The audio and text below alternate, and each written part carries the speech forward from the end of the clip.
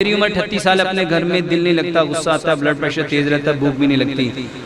یہ جو سوال اوپر سے آیا میری عمر 38 سال ہے، اس کا بہترین علاج صبح کے وقت خالی پیٹ تلبینہ کھاؤ، رات کو تلبینہ بناؤ. نبی صلی اللہ علیہ وسلم نے فرمایا تلبینہ دل کو طاقت دیتا ہے، تلبینہ دماغ کو طاقت دیتا ہے، تلبینہ پٹھوں کو طاقت دیتا ہے، تلبینہ ہڈیوں کو طاقت دیتا ہے، تلبینہ معدے کو طاقت دیتا ہے، تلبینہ آنتوں کو طاقت دیتا ہے، تلبینہ پورے جسم کی بہترین غذا ہے. اور آج جرمنی میں لوگ، چائنا میں لوگ اپنا بریک فاسٹ تلبینہ سے کرتے ہیں.